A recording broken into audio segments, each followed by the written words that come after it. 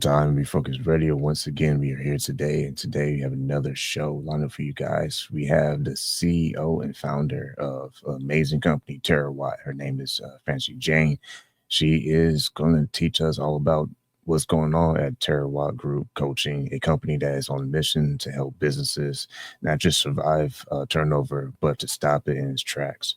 When it comes to a decade of experience empowering leaders through expert coaching, Francie is here to pull back the curtain on what turnover is. We're going to be talking about more than pizza parties and ping pong tables on Fridays. We're going to talk about something that's a little bit more concrete. So first and foremost, I want to say thank you for our guests, your time today. How are you doing today? Thank you for having me. I'm so delighted to be here. It's awesome. I know you've been able to break down the hidden cost of turnover and how to fix it. Spoiler for this show is that you've been able to fix it and you have a lot of clients to prove that. My first question for you will be what kind of prompted you to say, you know what, this is something that we can actually discover with these companies? Well, it's funny because initially when I got into this, I was really just trying to come up with a solution to help individuals have better access to experts and help them at crossroads. And I actually, before I did this, I worked in finance. And so a lot of my time was spent with, reading the research and reading books and just really understanding coaching, professional development, all kinds of things that companies could do and like what the impact was. Because I was always looking for like the tangible outcome, like what did the research show? And as I was doing that, I was always so shocked by the wonderful things that happened. It wasn't sort of like, yeah, you do professional development and maybe these good things will happen. It was like always these wild things like, the higher the professional development budget, the higher the revenue, or you know what I mean? Like the more the professional development budget, the lower the burnout. And it just kept like all these wonderful things were happening. And so I just kept getting more and more excited. And so then as I sort of developed this company and figured out that it was really like a marketplace and that was really the best way for me to help people, it just became a really nice way for me to help people understand the why, like why you'd want to do group coaching. Because a lot of people get why individual one-on-one coaching, because it's very easy for them to say, like, what does that bring to me? Like, I know that I can be better. And it's funny because it's really the same thing. Like a group of people can be better. And it can be a great solution. I think it's oftentimes a better solution than sending people to conferences, right? For instance, right? Like with that same budget, they can get access to incredible, experts and then practice over several months. And so I'm always just trying to find things that have like a real quantifiable proof point. And so that's when I found that here, I just got so excited and I sort of spent a lot of time talking about that. And because the why is important and the why for me is super important for everyone, right? Everyone thinks like, why this can help me. And speaking of that why, a lot of times when companies are just focused on growth and maintaining culture and stay on mission, things can get kind of tricky. You have research and case studies that show that a 500 person company can lose over 4 million annually due to turnover. So based on your research, what do you believe exactly that money is end up going to? Yeah. So, okay. That's a really great point. So, one of the key things just with organizations is for them to understand what voluntary employee turnover costs them. So that's when somebody quits of their own volition, they're not fired. What are the direct costs and what are the indirect costs at an organization level? So a lot of times when people quit, there's like a tendency to see that as very specific to that person and not as a systematic issue. But if you look back and you look at your voluntary employee turnover over the past 5 years, say, is it all pretty much similar? And if it is, there's probably something, programmatic or organization-wide that's going on that leads to that kind of turnover.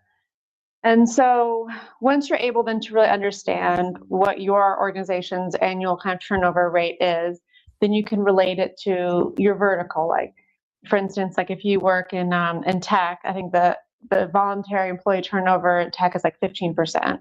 In hospitals, it's about 20%. It's like it's something really crazy in like retail food, like McDonald's, is like 70%. But I think that's because it's a lot of students. But I mean, there are all ways to explain these things. But the point is, there are still always outliers. So even though the average is a certain number, there are organizations that are way below that.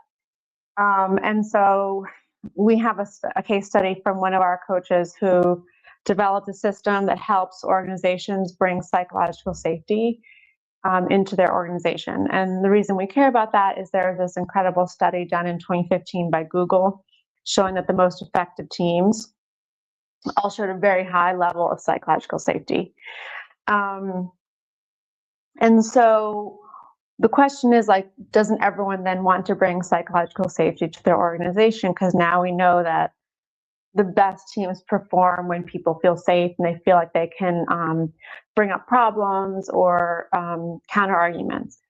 And it makes a lot of sense because it's that kind of perspective prevents the groupthink. So, so back to this coach. So he came up with this. He has this intellectual property IP, we call it, right? It's content. He brought it to a hospital that has 24% voluntary, had 24% voluntary employee turnover, and they were able to get the employee turnover down to 4% over 9 years. So every year the employee turnover rate went down 1 or 2%. And then what was really interesting is hospitals started winning awards for like the best metrics, like low medical error rate, high patient experience rate, things like that, that hospitals are really focused on a lot of metrics. And so that was great. And then what the CEO told the coach was that the difference between 24% employee turnover rate and 4% employee turnover rate was $32 million a year. And what's crazy about that is that, and part of that is because they had 4,500 employees.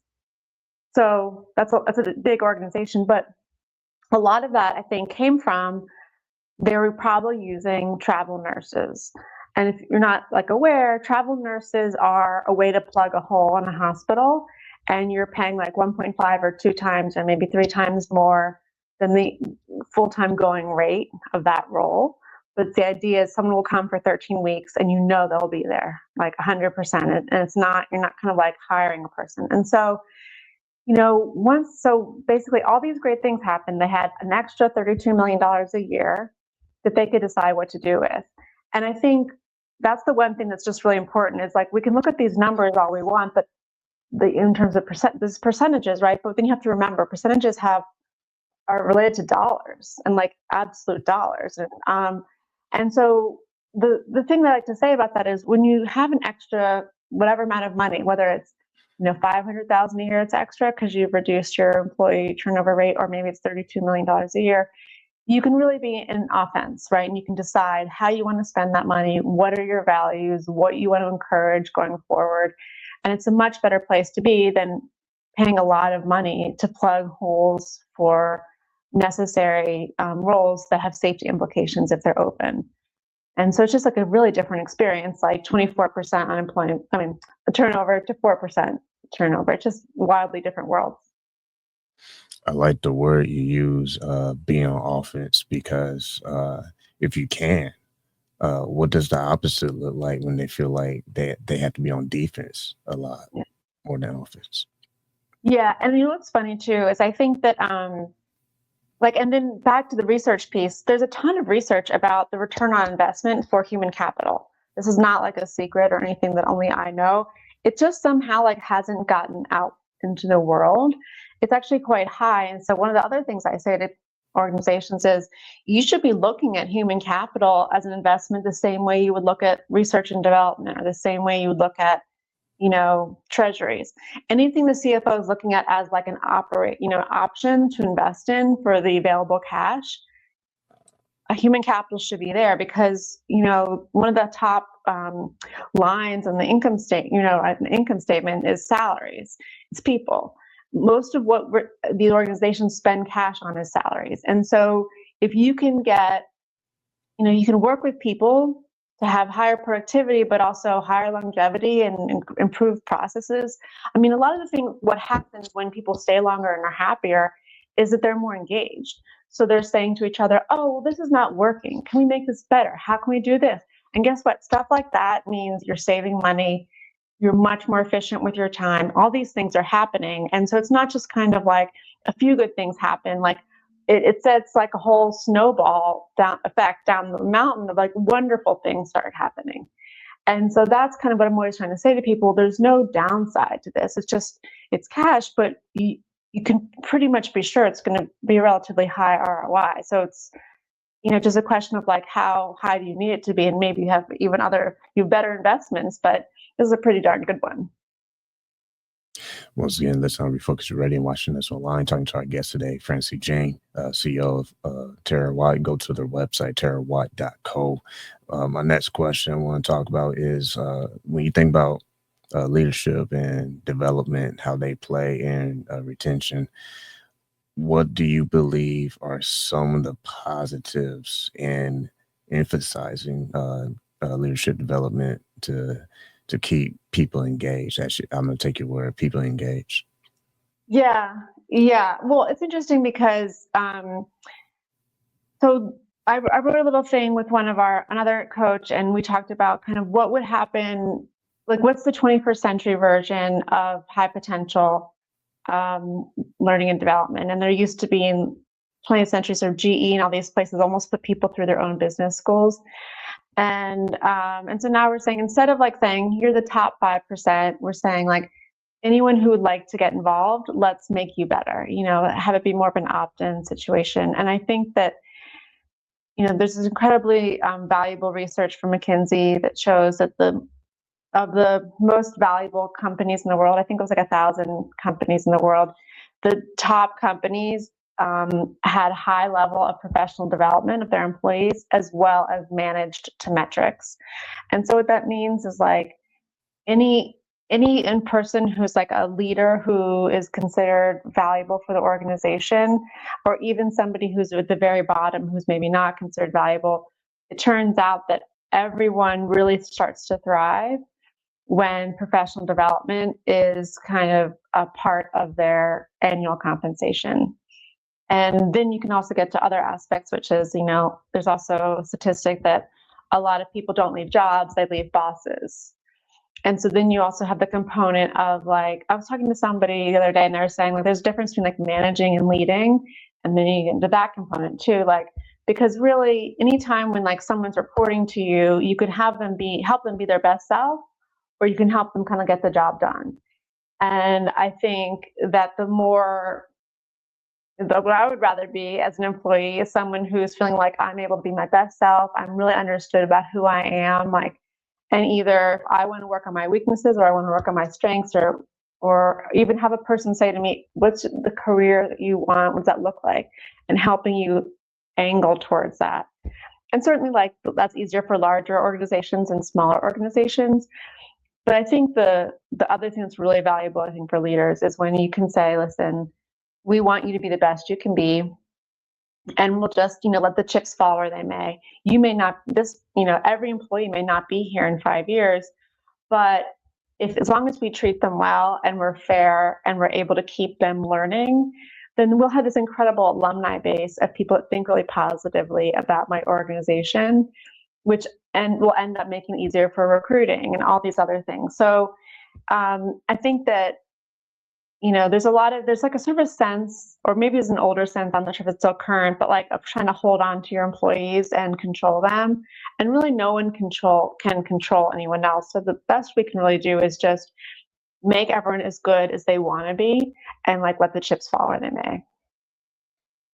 And when you look at companies and how they look at growth and how they look at data and how they look at where they are now versus where they were 5-10 years ago, you're able to, or your company, Terawatt, has been able to work with some biggest brands And my next question would be, how has y'all's coaching been different from traditional corporate training program? Oh gosh. Yeah. Okay. Yeah. So, okay, we're really different actually from most people who offer coaching. So, just kind of from like a business model perspective, we are a marketplace like Airbnb. So, just in terms of how we get paid, we add 15% on to what our coaches propose. So, when we make a match, we take 15%. And that's below Airbnb. It's actually quite a low marketplace take rate in like all of marketplaces of the world. Um, but we do that because we want to be aligned with our coaches and with our buyers. And so our buyers are typically employers. Usually the coaching companies that are more like on the affordable side or B2B, they offer subscriptions or they'll offer enterprise solutions, which is basically a subscription. And they basically pay the coach a certain rate. They charge another rate, and then the spread is what they make. It's called more like the descriptions of like a services business, and so because of that, we are not in the business of getting coaches to accept the lowest price. We are in the business of getting coaches to tell us what their market rate is, and that they know they're bidding against other people. So, sometimes someone will not be busy, so they might bid a low rate, or someone might be very busy and they kind of have a high rate and they're like, make it worth my while. And we really let the coaches decide what their rate is and what's important to them and how they want to distinguish themselves. And so that's also a big thing, because ultimately, like what I've learned in my life is that, humans love to choose for themselves. And the more that you can let people choose and opt in, the better kind of the engagement, and the better that everyone's just happier. You know what I mean? They just feel more content about where they are and less like troubled and annoyed and frustrated. And so I try to imbue that as much as I can in like our operations. When you think about strategy and action, from every perspective, from a CEO to frontline employee to even the coach, there's different ways of looking at what's there in regards to the data and what their goals are. How do you see your coaches creating these strategies and actions for these companies as they get knee deep into the work? Yeah. So that's a really good question. So the coaches that we have, the thing that unites them is that typically they're full-time coaches, and typically they're creating their own content. They might license someone else's content, but they work with a lot of different people. They work one-on-one, they work in groups and lots of different ways. And so one of the things that we do to help them better understand who they're working with is we do like a survey of the employees. So sometimes there can be a situation where someone buys coaching, who's like an employer or a leader of a group of people. And so what we like to do is just make sure that the employees are kind of bought in to what they're getting. And so that's like a step we have where we want to be really clear that like the employees are interested in learning what the buyer is going to buy. And that helps the coach. Really everything we do is customized for the buyer. So let's say we have one coach who's an expert in public speaking and combines it with neuroscience. That person, right, would bid on anything that person bids on would have the lens of that background.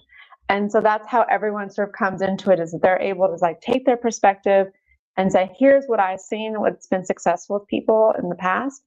And then the buyer just will see the whole package of different proposals that have been successful.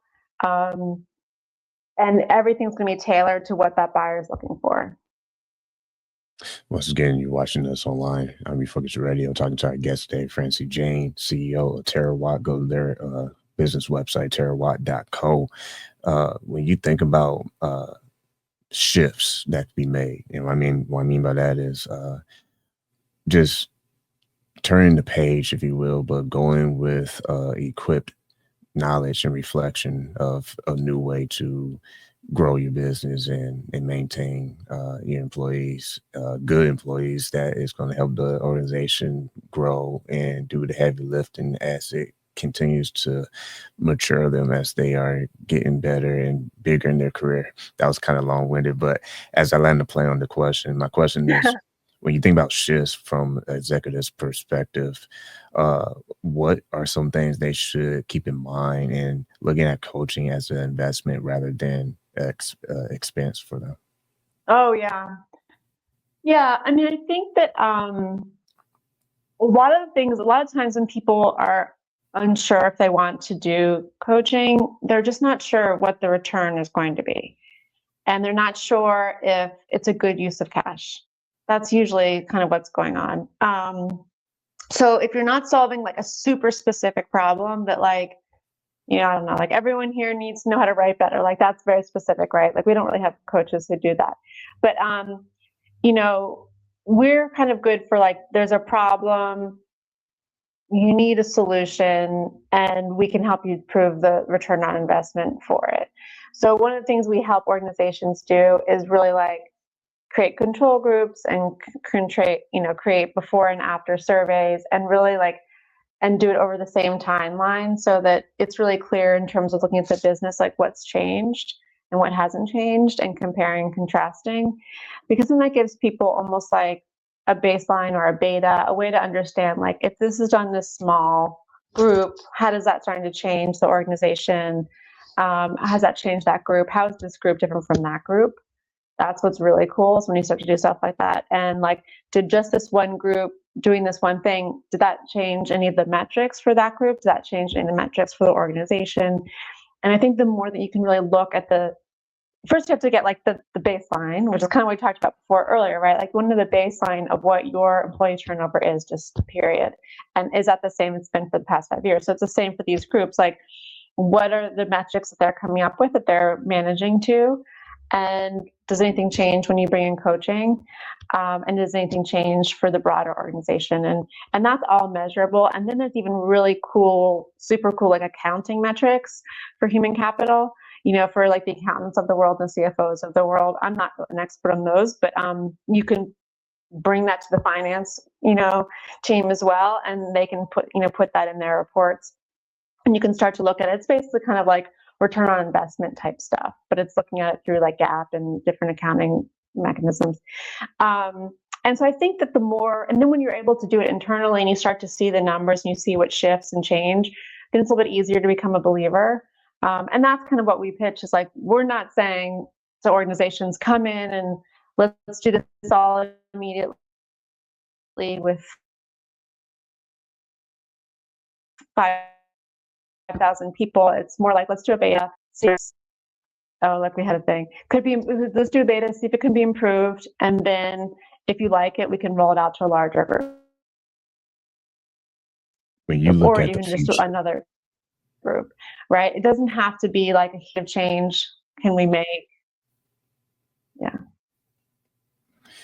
when you look at the future of speaking of working in groups, when you look at the future of the style of leadership and developing within the organization through coaching, what do you see might be something that is popular in the next 5-10 years?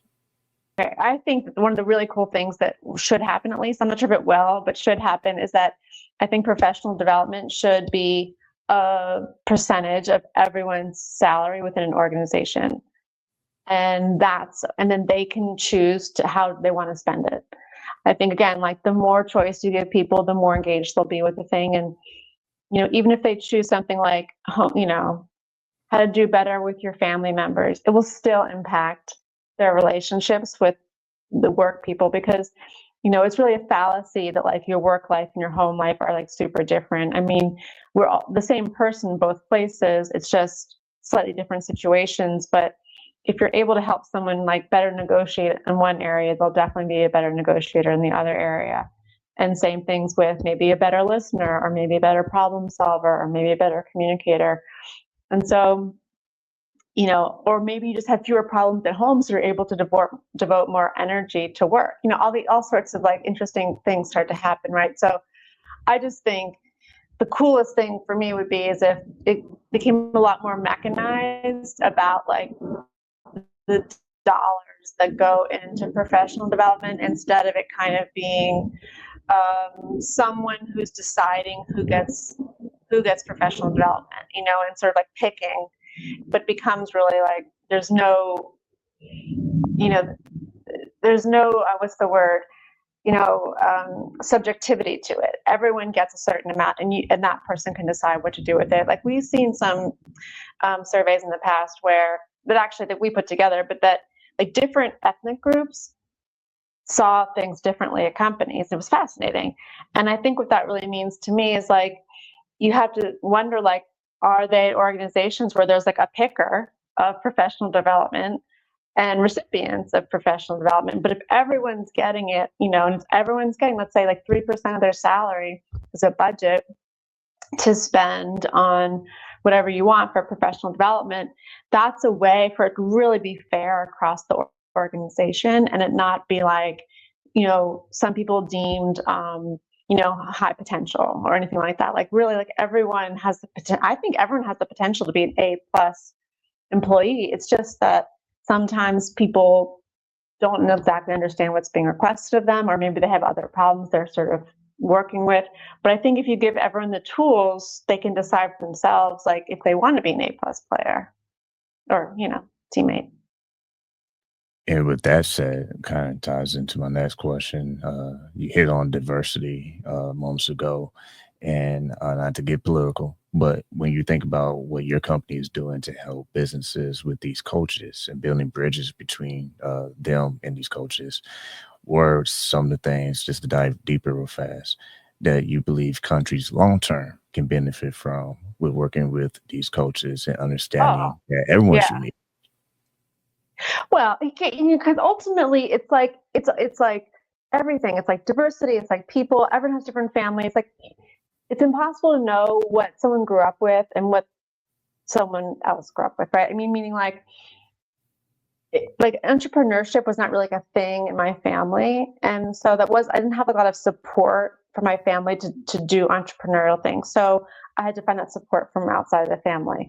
And it's the same thing for coaching. Like if you want to switch careers or if you have this big bold idea, it can be really valuable to have a coach who can help you make a plan to get there, because they are trained in helping people plan for the future and do things that they want to do in their heart, instead of just sort of like playing the safe thing. And like this impacts everyone, right? Because everyone has different families, different cultures, whatever. And if you're not the average of the average of the average and you want to do something different, like that's how coaches are super valuable and help you. And I think like I'm not a coach, and I've never been a coach, but I love being coached. And I used to have a therapist, and I love that experience where you're able to like learn people who are they know how to make you better. And that's just an incredible tool. And like for everyone to just have more opportunities to like rise in whatever way you want, right? Like one person might say, you know what, I really wish I were a better writer. I want to write a book. And that's their like big goal in life. And like there are people that can help you do that. Someone else might say, it's really important for me to start a company. I want to figure out how to do that and make a plan. And everyone has different, goals. And that's kind of what coaching is like having a big, exciting idea that makes you excited about it, but also willing to work for it. And then having another person come in and say, okay, let's make a plan, instead of what could happen, right, is you could have a family member, or we don't have the money for that, or whatever the thing is, right? Like the crazy things that you hear from your family members. And that's why I just think that coaching is just such an unlock, because you really can be the best that you want to be and like find a way. It doesn't have to be playing small ball, right? Like it's like the offense thing, like play offense with your life. Once again, been listening to Refocused Radio and watching us online, talking to our guest today, Francie Jain, founder and CEO of Terawatt Group Coaching. Go to their website, terawatt.co. Before we let you go officially, my last question is, I kind of said earlier, is you all, through your company, have been able to work with some big brands, major players in the industry, across many industries. What do you believe has been a part of your success with how your company is ran? It's a really good question. I think that, well, for one thing, I'm not actually the expert, right? I'm the matchmaker. So that's one thing that I really enjoy, because I like to sort of be the person who's the negotiator, the matchmaker, and I don't have to be a perfect expert in all the different ways to coach someone.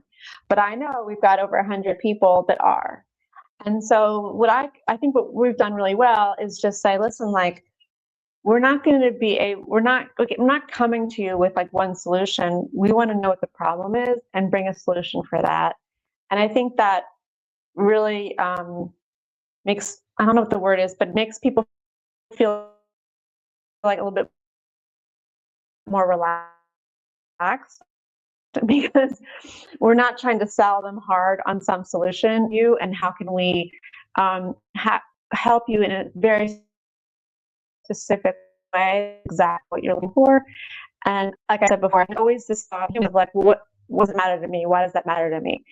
Like, what about me? What about my exact issues? And I think that we're able to really like target the exact personal or organizational issues that an organization or a person might have. And that seems to work pretty well. Well, once again, go head over to the website, terawatt.co. Been talking to the CEO of Terawatt, Francie Jain. Want to say, like always, thank you for your time today.